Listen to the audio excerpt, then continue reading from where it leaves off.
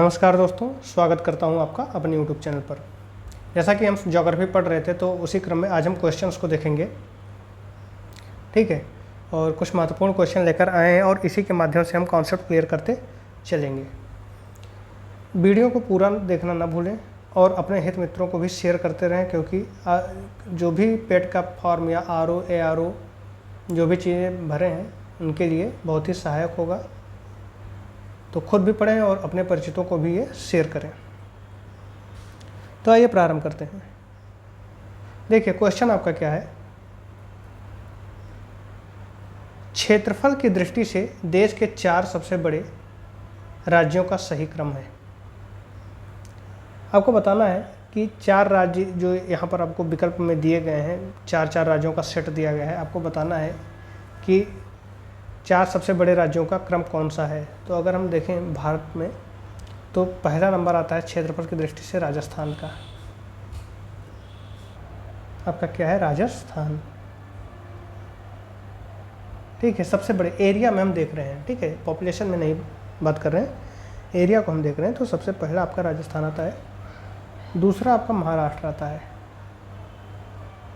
अब यहाँ हम एरिया नहीं लिख रहे हैं क्योंकि एरिया लिखने का कोई मतलब नहीं है, बस क्रम पूछा जाता है तो आप क्रम को ध्यान में रखिएगा। दूसरा महाराष्ट्र आता है, दूसरा मध्य प्रदेश आता है।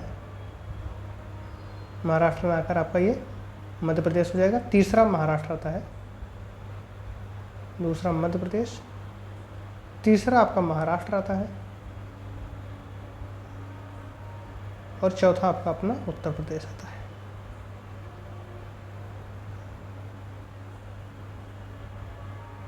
ये क्रम है आपके कि पहला आपका राजस्थान आता है, दूसरा मध्य प्रदेश आता है, तीसरा आपका महाराष्ट्र आता है, चौथा आपका उत्तर प्रदेश आता है। तो इसका जो अगर हम विकल्प देखें तो कौन सा विकल्प सही है। देखिए पहले विकल्प में इन्होंने राजस्थान दिया है, तो इसी विकल्प को देखते हैं। राजस्थान के बाद मध्य प्रदेश, मध्य प्रदेश के बाद आपका महाराष्ट्र, महाराष्ट्र के बाद आपका उत्तर प्रदेश आता है। तो इस तरीके से देखें तो ये आपका क्या हो जाता है, 4 राज्य हैं जो 4 सबसे बड़े राज्य हैं। अगर पाँचवा कभी कभी पूछ लेता है तो पाँचवा आपका गुजरात आ जाता है, ठीक है, पाँचवा गुजरात आ जाता है। अगर जम्मू कश्मीर विभाजित नहीं होता तो 5वें नंबर पर जम्मू कश्मीर था। अब जम्मू कश्मीर विभाजित हो गया है 2 भाग में और यूटी बन गया है, तो आपका गुजरात आ जाता है, ठीक। तो ऑप्शन है यहाँ पर राइट आंसर हो जाएगा, ठीक है। बढ़ते हैं अगले क्वेश्चन की ओर।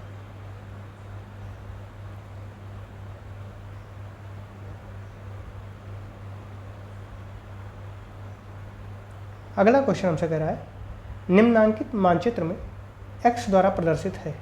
देखिए आपको यहाँ पर x दिया गया है, पूछ रहा है कि x आपका क्या है। विकल्प आपको दिया है पाकिस्तान या डब्लूमध्य, पाक खाड़ी, मन्नार की खाड़ी या फिर अरब सागर, ठीक है, ये आपसे पूछ रहा है। तो ये जो आपका x है, ये x वास्तव में आपका क्या प्रदर्शित करता है, मन्नार की खाड़ी को प्रदर्शित करता है। अभी हम आपको दिखाएंगे मैप में कि मन्नार की खाड़ी कहाँ पड़ता है, आप इसे ध्यान रखिएगा अभी कि ये x मन्नार की खाड़ी प्रदर्शित करता है, और जब हम मैप अभी आपको दिखाएंगे वहाँ हम क्लियर कर देंगे, ठीक है। अगला क्वेश्चन आपका है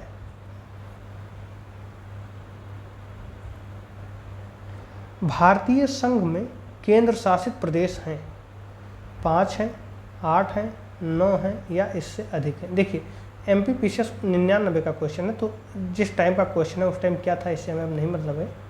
अब हमें देखना है कि वर्तमान में अगर ये क्वेश्चन आ जाता है तो हम वहाँ पर क्या करेंगे, ठीक है। तो पहले कितने थे आपके संघ शासित प्रदेश? 7 थे। फिर उसके बाद आपके 2 टूट कर क्या हो गए, आपका जम्मू कश्मीर और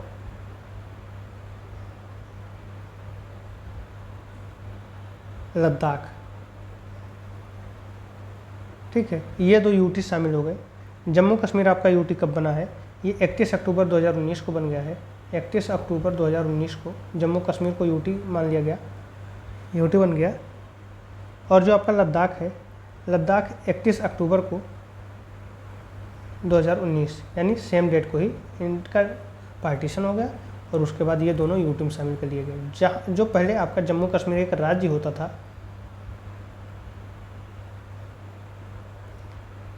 अब वो 2 यूटी हो गया है। एक तो आपका लद्दाख और दूसरा आपका जम्मू कश्मीर। तो आपके 2 यूटी हो गए। ठीक, अब हो कितने गए? 7 2 9। आपके पास कितने यूटी हो गए? 7 और 2 9। लेकिन एक काम इन्होंने और किया कि दादरा नगर हवेली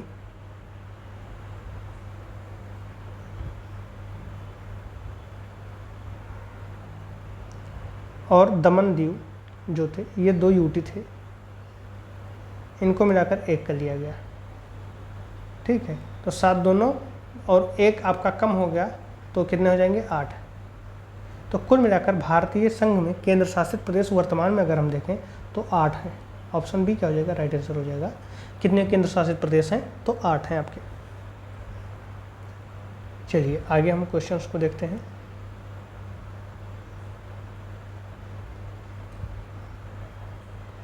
निम्नांकित में से कौन सा द्वीप अंडमान और निकोबार द्वीप समूह से संबंधित नहीं है?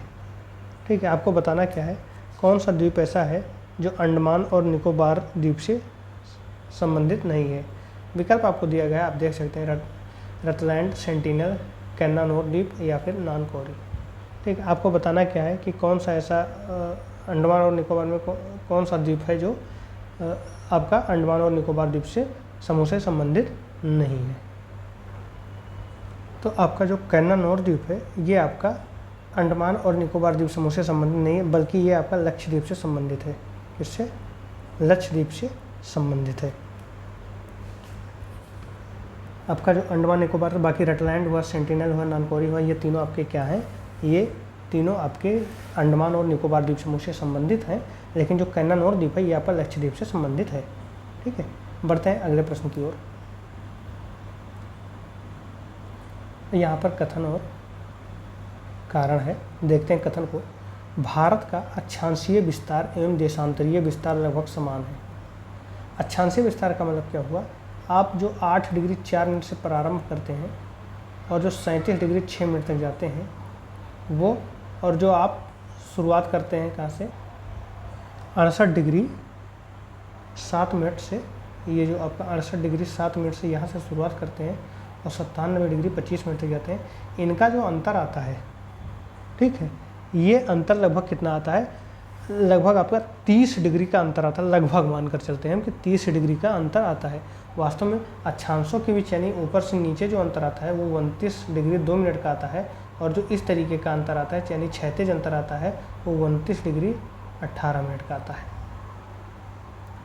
ठीक है, अच्छा अब लगभग बराबर है, तो इतना गैप क्यों? इतना गैप का क्या मतलब है कि जो आपका पूर्व से पश्चिम यानी यहाँ से यहाँ तक की जो आपका गुजरात से लेकर के विथु तक के जो बीच की दूरी है वो 2933 किलोमीटर है, और जो आपका इंदिरा कॉल से लेकर लक्षद्वीप तक की जो दूरी है वो आपका पड़ जाता है कितना? 3214 किलोमीटर। तो ये गैप क्यों आ जाता है कि ये जो आपकी जो पूर्व से पश्चिम की जो दूरी है वो कम हो जाती है और आपकी जो ऊपर से नीचे यानी इंदिरा कॉल से लेकर आपका जो लक्षद्वीप तक की दूरी है वो ज़्यादा है? ऐसा क्यों होता है? तो ऐसा होने का कारण क्या है? आप देखे होंगे कि जो देशांतर रेखाएं होती हैं वो कुछ इस तरीके की होती हैं। ये पहला है आपका 0 डिग्री वाला, ये देखिए, अगर आप ध्यान से देखिए तो ये सिरों पर यहाँ देखिए, यहाँ 0 हो जाती हैं और बीच में मैक्सिमम दूरी रखती हैं। तो जैसे जैसे विषुवत रेखा के ऊपर या नीचे की ओर हम यात्रा करते हैं तो इनके बीच की जो दूरी होती है वो घटती जाती है। कोणीय दूरी समान रहती है लेकिन इनकी वास्तविक जो दूरी है वो घटती जाती है।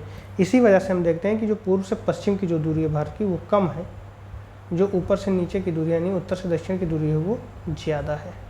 देखिए देशांतर रेखाएं ध्रुवों पर जाकर 0 हो जाती हैं, उनके बीच की जो दूरी होती है वो 0 हो जाती है। ठीक है, तो अब आइए हम तर्क को देखते हैं कि क्या तर्क दे रहा है, क्या कथन है और क्या कारण है। भारत का अक्षांशीय विस्तार एवं देशांतरीय विस्तार लगभग समान है और उसके लंबाई तथा चौड़ाई की दूरियों में अंतर पाया जाता है।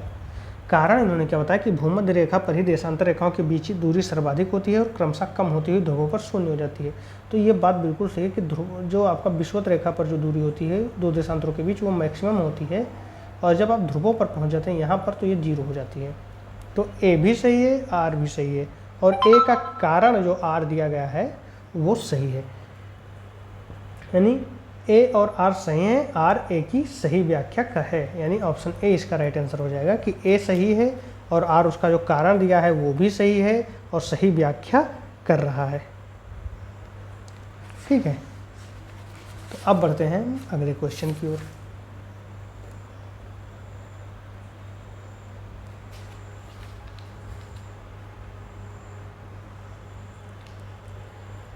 आदम का पुल, एडम्स ब्रिज। अगर आपको आदम का पुल नहीं समझ में आता तो आप यहाँ पर राम सेतु भी लिख सकते हैं। ठीक है, राम सेतु, और इससे जुड़ा आप जानते हैं कि एक से समुद्रम परियोजना चली थी, काफ़ी विवाद हुआ था। कांग्रेस ने हलफनामा दायर करके ये कहा था कि राम काल्पनिक है वहाँ पर। ठीक है, हम अभी इन चीज़ों पर चर्चा नहीं करेंगे, बस श्वेत समुद्रम या राम सेतु के बारे में आया तो हमने जिक्र कर दिया। श्वेत समुद्रम परियोजना क्या थी आपकी? जब आप देखते हैं कि ये भारत है, ये श्रीलंका है, ठीक है, तो इसके बीच में आपको क्या मिलता है? आदम का ब्रिज या राम सेतु मिलता है। ठीक है, तो ये था कि जहाज़ जो व्यापार करने के लिए जाती हैं वो ऐसे चक्कर लगाकर ना जाएं, सीधे ऐसे निकल जाएं। तो यही विवाद था कि राम सेतु को तोड़ा जाए, और इस पर आप चलचित्र भी देखे हैं। राम सेतु शायद मूवी आई थी, शायद फिल्म का नाम ही राम सेतु था या कुछ और था। तो ये विवाद वही था। तो पूछ क्या रहा है कि जो राम सेतु है निम्न में से किन 2 देशों के बीच स्थित है? तो आप जानते हैं कि भारत और श्रीलंका के बीच स्थित है, यानी भारत एवं श्रीलंका के बीच। ऑप्शन डी क्या हो जाएगा? राइट आंसर हो जाएगा। बढ़ते हैं अगले प्रश्न की ओर। भारत का अनन्य आर्थिक क्षेत्र EEZ विस्तारित है। अनन्य आर्थिक क्षेत्र क्या होता है और इसका विस्तार कितना है? आइए हम इसको थोड़ा देख लेते हैं। अब हम मैप पर चलते हैं। आपने सुना होगा अंतर्राष्ट्रीय समुद्री संगठन, अंतर्राष्ट्रीय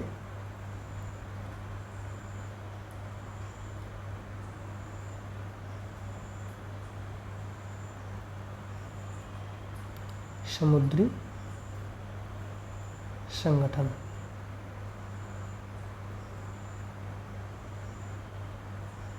उसने क्या किया है कि किसी भी देश की जलीय सीमा को 3 भागों में बांट दिया है। तो सबसे पहले हम क्या करते हैं, एक आधार रेखा बनाते हैं।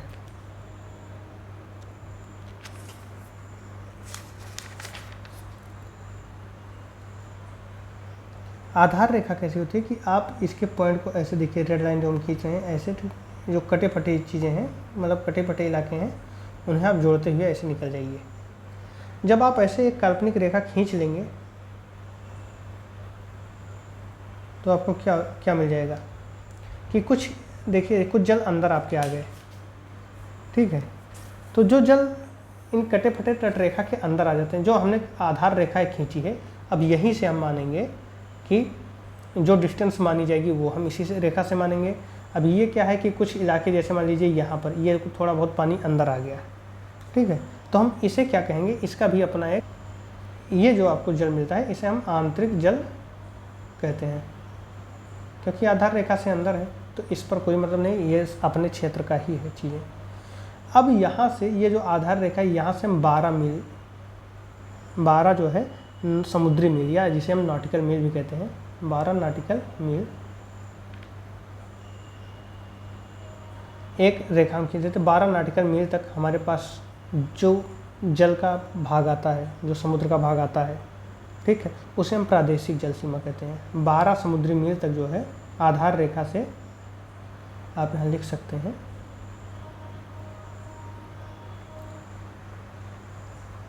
आधार रेखा से 12 समुद्री मील। समुद्री मील मतलब होता है नॉटिकल मील। नॉटिकल मील समुद्र में दूरी मापने का एक पैमाना है। तक प्रादेशिक जल सीमा कहलाता है।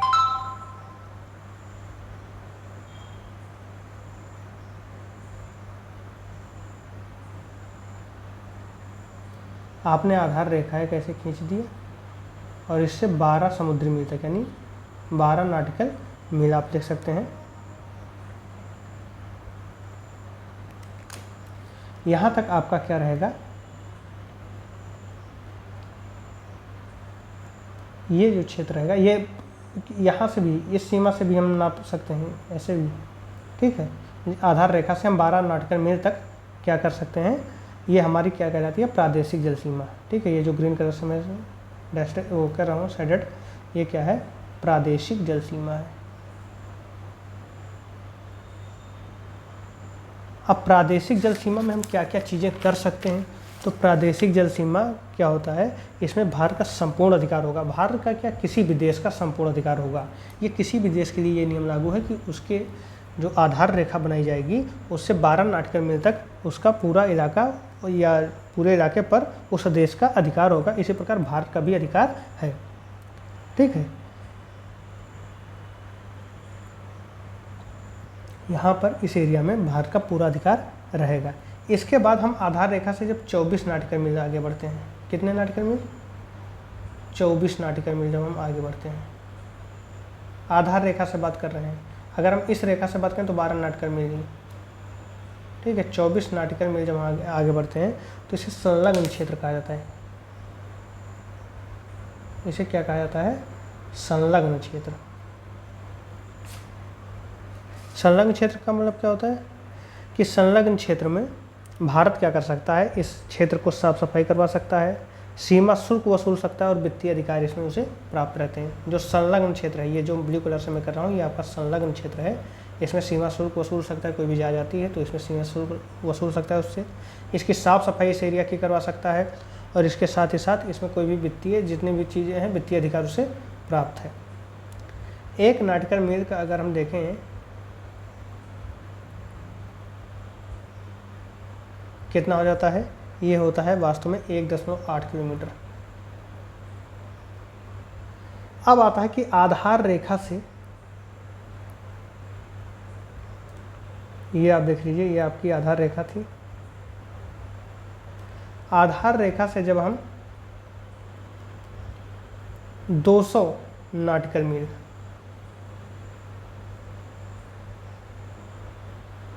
पर एक लाइन खींचते हैं तो आपकी आधार रेखा से 200 नॉटिकल मील के बीच जो आपका एरिया आएगा वो आपका अनन्य आर्थिक क्षेत्र कहलाता है। अनन्य आर्थिक क्षेत्र में हम क्या कर सकते हैं, कोई भी वैज्ञानिक अनुसंधान किया जा सकता है। जैसे मान लीजिए आपको परमाणु परीक्षण करना है तो आप कर सकते हैं वहाँ पर, या फिर कुछ और अनुसंधान करने तो नए द्वीप बनाने हैं तो आप उसमें बना सकते हैं। ये आपको अनन्य आर्थिक क्षेत्र के अंतर्गत ये अधिकार आपको मिलते हैं। इसके साथ ही साथ इसमें मिलने वाले जो संसाधन हैं उनका आप दोहन कर सकते हैं, प्राकृतिक संसाधनों का आप दोहन कर सकते हैं।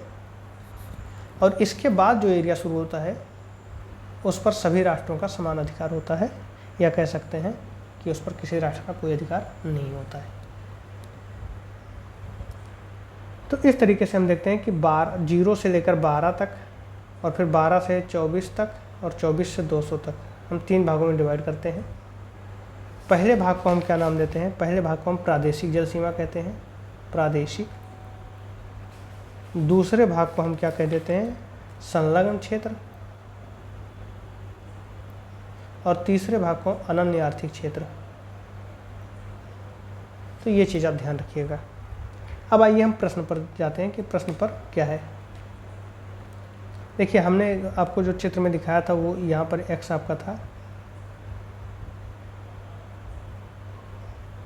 और ये x आपका मन्नार की खाड़ी को प्रदर्शित करता है।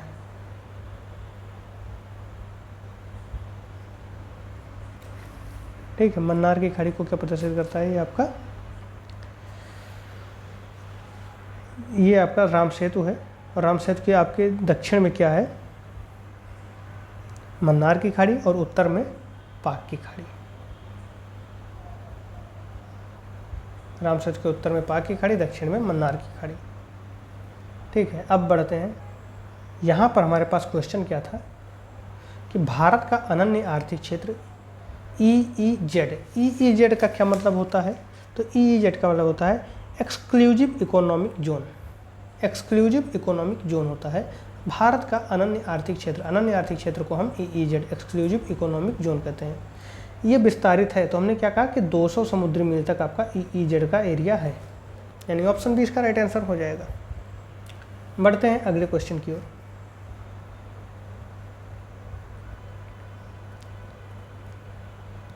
निम्न में से कौन सा द्वीप भारत और श्रीलंका के मध्य स्थित है?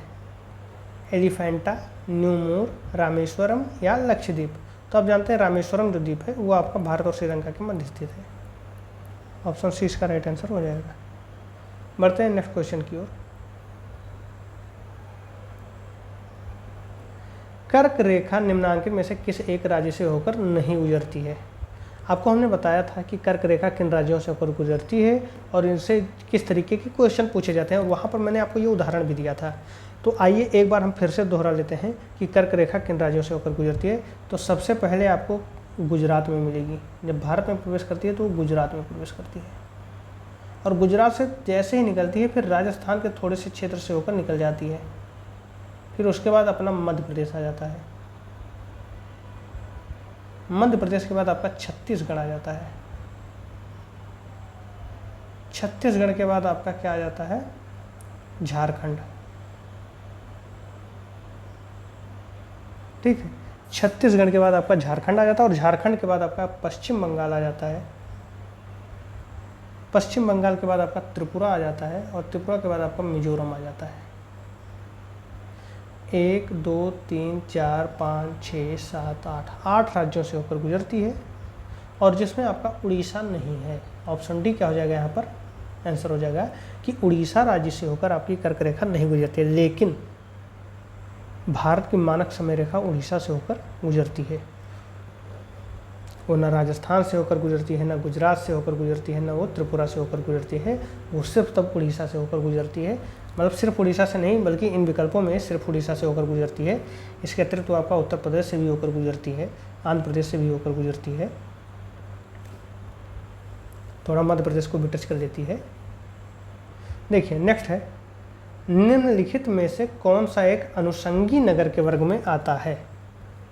क्या है क्वेश्चन? अनुषंगी नगर के वर्ग में कौन सा एक नगर आता है?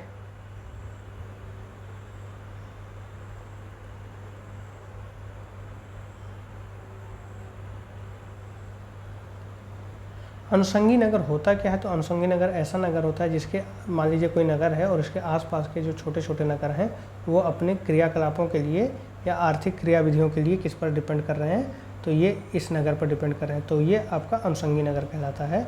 और दिए गए विकल्पों में आपका अनुषंगी नगर कौन सा है? तो एर्नाकुलम है। ऑप्शन ए इसका राइट आंसर हो जाएगा। ठीक है, बढ़ते हैं अगले क्वेश्चन की ओर।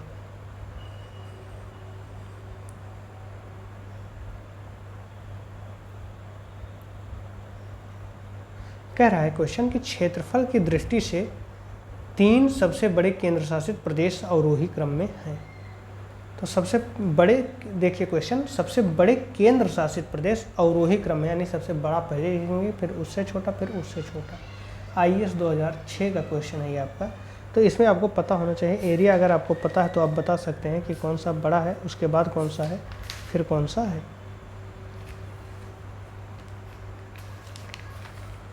तो आइए इसको हम देखते हैं।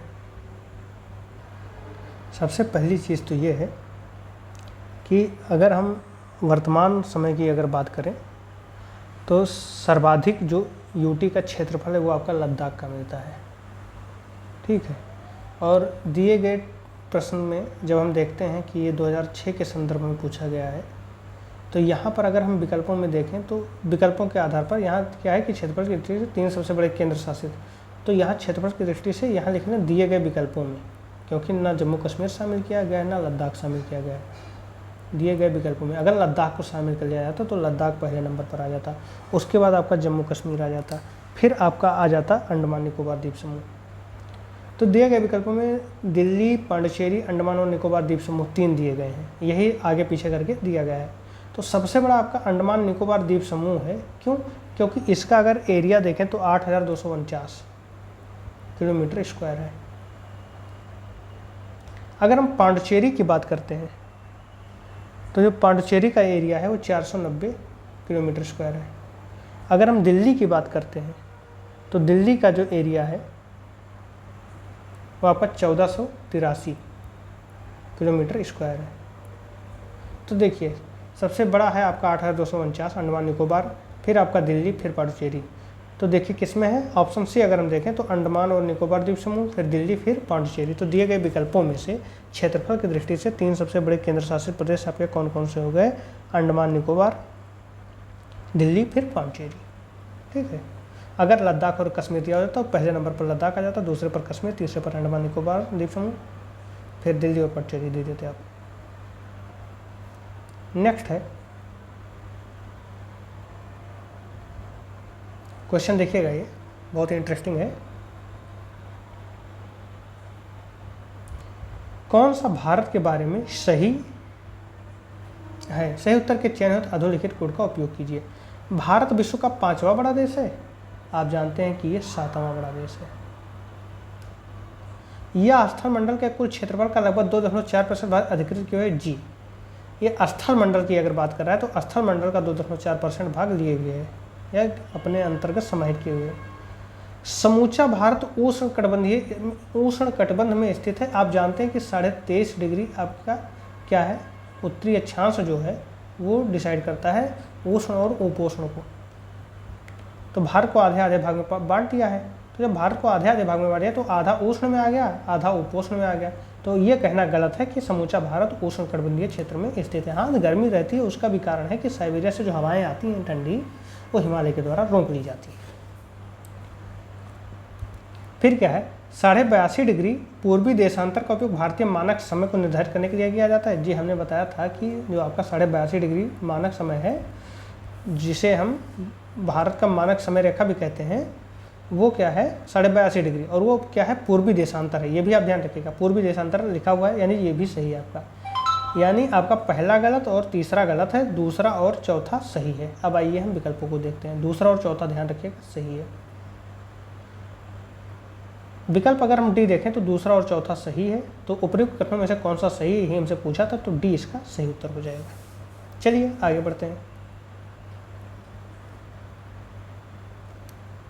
भारतीय मानक समय, ठीक है,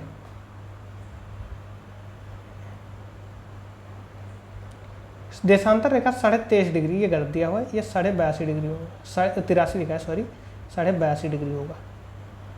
ठीक है। किस नगर से होकर गुजरती है? तो नई दिल्ली से नहीं गुजरती है, कोलकाता से नहीं गुजरती है, चेन्नई से नहीं गुजरती है, ये आपकी इलाहाबाद के नैनी से गुजरती है। ठीक है। तो ऑप्शन डी इसका राइट आंसर हो जाएगा। जो भारतीय मानक समय है, ठीक है, वो आपके कहाँ से गुजरती है?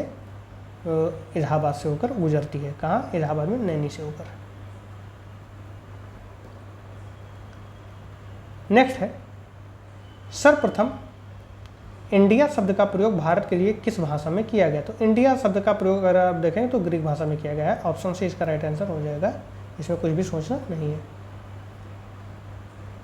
नेक्स्ट है, भारत में सर्वाधिक लंबी समुद्र तटीय सीमा वाला राज्य है? आंध्र प्रदेश, गुजरात, महाराष्ट्र, उड़ीसा। ये विकल्प आपको दिया गया है। आप जानते हैं कि गुजरात जो है वो सबसे लंबी सीमा रखता है। कौन सी? समुद्री सीमा की हम बात कर रहे हैं। समुद्री सीमा में गुजरात जो है वो सर्वाधिक लंबी सीमा बनाता है। तो ऑप्शन बी इसका राइट आंसर हो जाएगा। गुजरात जो है वो सर्वाधिक लंबी सीमा बनाता है, किससे? समुद्र से। चलिए आगे बढ़ते हैं। नवंबर 2000 में देश में गठित 3 नए राज्यों के गठन की तिथियों का सही समूह था। ये आपको बताना है। ये थोड़ा सा टफ है। टफ इसलिए क्योंकि आपको डेट याद रखना है और किसके साथ, उनके राज्यों के साथ कि ये राज्य कब बने थे या किस सन में बने थे। तो यहाँ पर थोड़ा सा दिक्कत आ सकता है, और उसका कारण ये है कि ये आपका फैक्ट है और इसमें आपको सीधा पूछा गया है कि कब ये राज्य बने थे, और वो भी नवंबर में 2000 में। तो ये थोड़ा सा आसान कर देते। तो नवंबर 2000 में आपके 3 राज्य बने थे। 1 नवंबर को बना था फिर एक आपका 9 नवंबर को बना था, एक आपका 15 नवंबर को बना था। ये सब तीनों 2000 में बने थे। ठीक है, इनको कर दीजिए नवंबर के डेट हैं। 1 नवंबर, 9 नवंबर, 15 नवंबर। देखिए 1 नवंबर, 9 नवंबर, 15 नवंबर आपको चारों विकल्पों में दिया गया है। अब बताइए कि कौन कौन से राज्य बने थे। तो 1 नवंबर को आपका छत्तीसगढ़ बना था। यहाँ देखिए 1 नवंबर को आपका छत्तीसगढ़ बना था। छत्तीसगढ़ किससे अलग होकर बना था? तो छत्तीसगढ़ आपका मध्य प्रदेश से अलग होकर बना था। 9 नवंबर की अगर हम बात करते हैं तो 9 नवंबर को आपका कौन सा राज्य बना था? उत्तराखंड। उत्तराखंड किससे अलग होकर बना था? तो ये आपका उत्तर प्रदेश से अलग होकर बना था। फिर आपका आता है 15 नवंबर। 15 नवंबर को आपका झारखंड बनता है। झारखंड किससे अलग होता है? तो ये बिहार से अलग होता है। 1 नवंबर को आपका छत्तीसगढ़ है। देखिए छत्तीसगढ़ 1 नवंबर, उत्तराखंड 15 नवंबर दिया है तो ये भी गलत हो जाएगा। छत्तीसगढ़ 1 नवंबर सही है, उत्तराखंड 9 नवंबर और झारखंड 15 नवंबर। ऑप्शन सी इसका राइट आंसर हो जाएगा। आपको ध्यान रखना है कि 1 नवंबर 2000 को छत्तीसगढ़, 9 नवंबर 2000 को उत्तराखंड और 15 नवंबर 2000 को झारखंड का निर्माण हुआ था।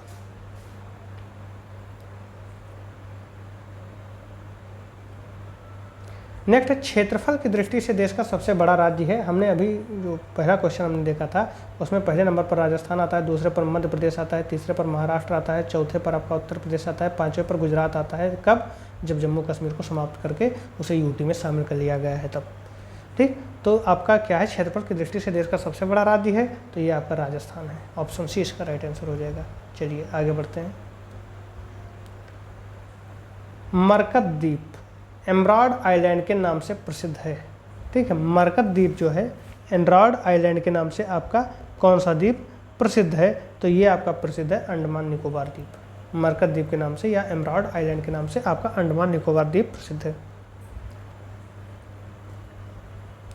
भारतीय संघ में कुल कितने राज्य हैं?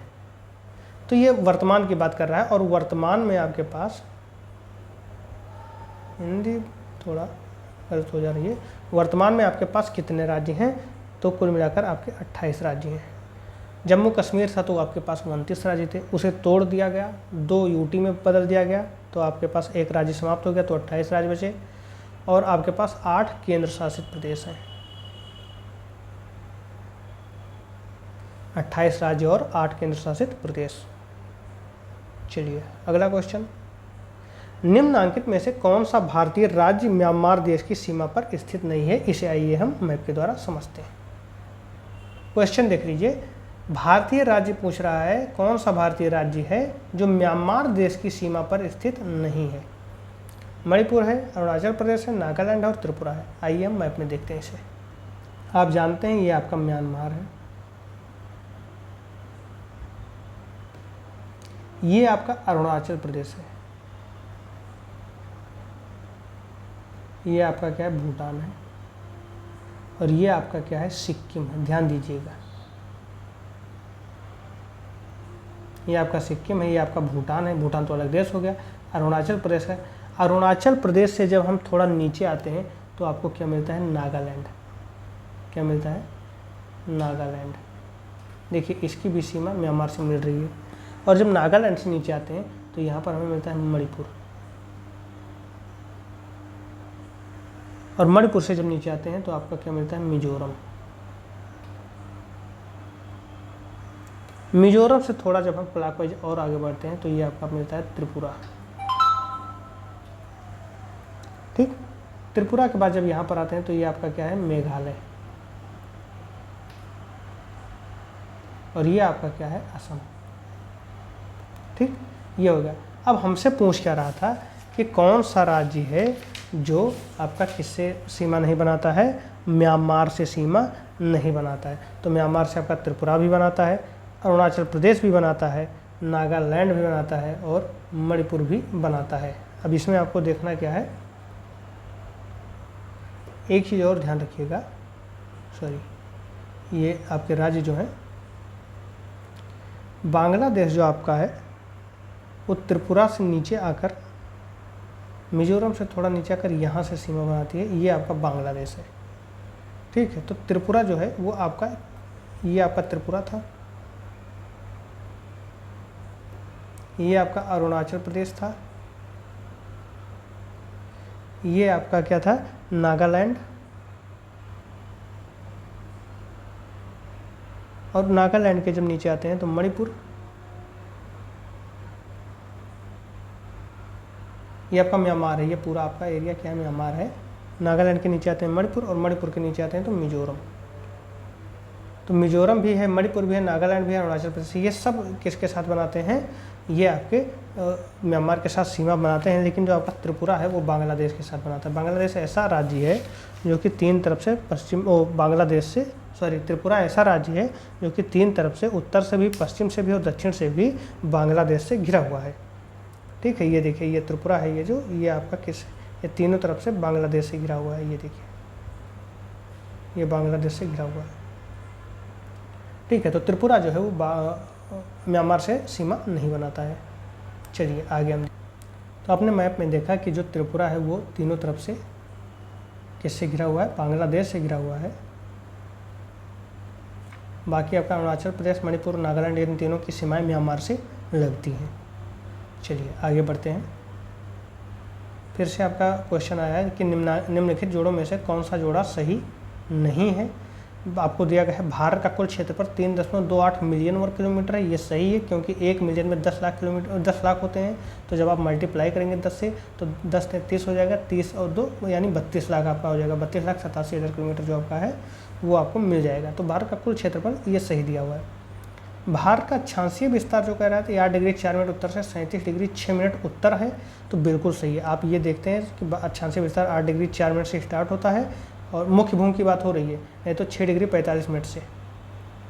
ठीक है, जो हम इंदिरा पॉइंट्स को अगर कंसिडर कर लेते हैं यहाँ पर, तो 6 डिग्री 45 मिनट से स्टार्ट होता है। और जो ये ऊपरी सिरा है इसका, वो आपका कितना जाता है, 37 डिग्री 6 मिनट तक जाता है। ठीक है, ये आपको क्लियर होना चाहिए। भारत में राज्यों की संख्या क्या है, फिर आपका सी आता है, तो बी भी सही है। सी में क्या है कि भारत का रेखांशीय विस्तार 68 डिग्री 7 उत्तर से 97 डिग्री 25 उत्तर। ठीक है, यहाँ आप ध्यान रखिएगा कि ये पूर्व होता तो आपका देशांतर चल जाता है।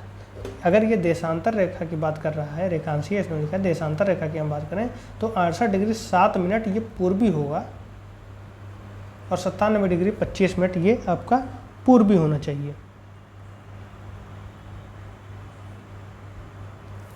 ठीक है, पूर्वी होना चाहिए। ये इन्होंने उत्तर लिखकर इन्होंने गलती की है। तो अगर हम देखें तो सी भी गलत हो सकता है। अगर हम पूर्वी ना लिखें तो इस सी को हम गलत मानेंगे। और भारत में राज्यों की संख्या जो डी है 26 है, ये गलत है, क्योंकि 28 राज्य हैं। तो ये आपका डी गलत है। और अगर इन्होंने पूर्वी नहीं लिखा है, मैं उससे पूर्वी लिख रहा हूँ, अगर पूर्वी नहीं लिखा है तो आप सी भी गलत मान सकते हैं, क्योंकि ये आपका 68 डिग्री 7 मिनट पूर्वी से। देखिए, आपका गुजरात जो गौरा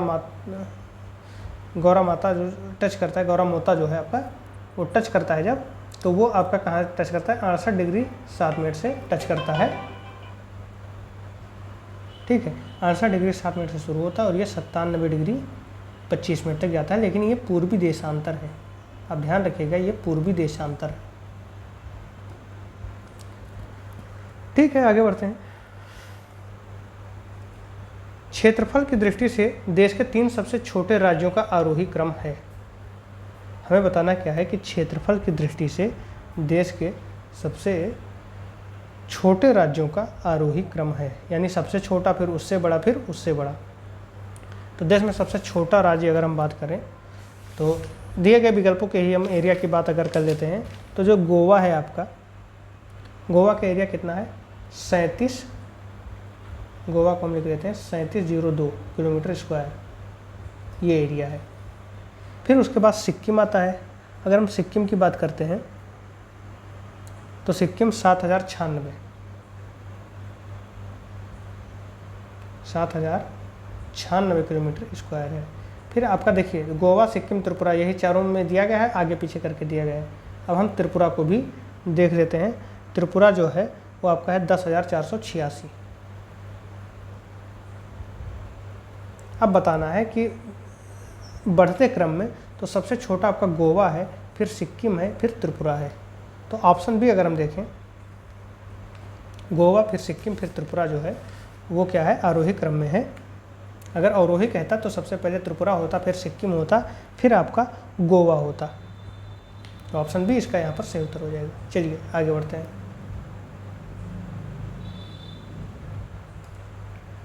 भारत में स्थल से घिरा हुआ राज्य है, ठीक है, ये मान लीजिए आपका भारत है।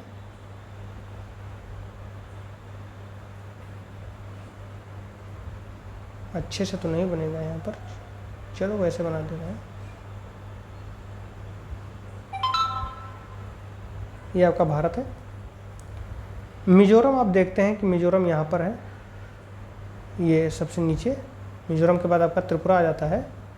तो जो मिजोरम का अगर हम कुछ हिस्सा देखें तो मिजोरम का म्यांमार के साथ तो लगता ही लगता है, लेकिन इसके साथ ही आपका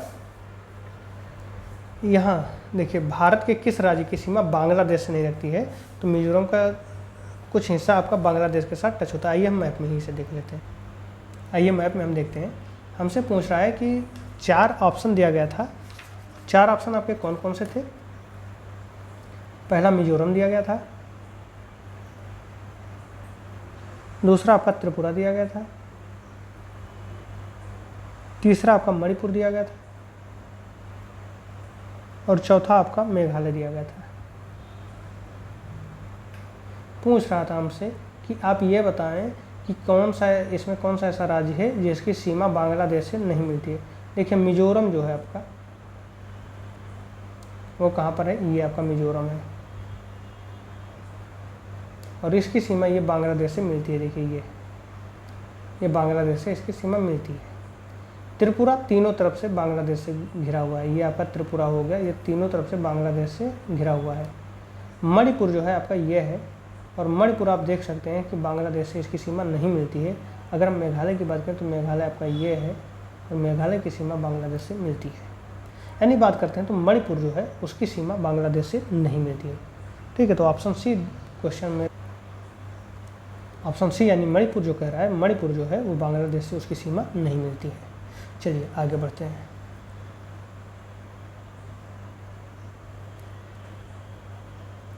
क्षेत्रफल की दृष्टि से 3 सबसे छोटे केंद्र शासित प्रदेशों का आरोही क्रम है।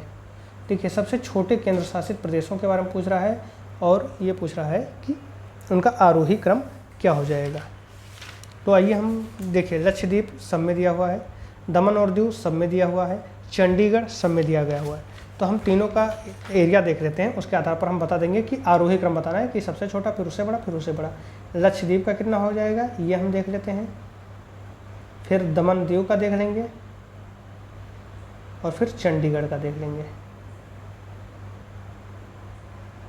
ठीक है, तो लक्षद्वीप का अगर हम बात करते हैं तो लक्षद्वीप का एरिया जो है वो 32 है, 32 किलोमीटर स्क्वायर। ठीक है, अगर हम दमन दीव की बात करते हैं तो दमन दीव को अब वर्तमान में दादर नगर हवेली के साथ मिला लिया गया है, तो ये 602 किलोमीटर स्क्वायर का इसका एरिया बन गया है। और चंडीगढ़ की अगर हम बात करते हैं तो चंडीगढ़ का 114 है, 114 किलोमीटर स्क्वायर है। अब हम प्रेजेंट टाइम में अगर देखेंगे तो प्रेजेंट टाइम में लक्षद्वीप, फिर चंडीगढ़, फिर आपका दमन और दीव होगा इसका राइट आंसर, यानी ऑप्शन डी हो जाएगा कि लक्षद्वीप, फिर चंडीगढ़, और फिर आपका दमन और दीव होगा।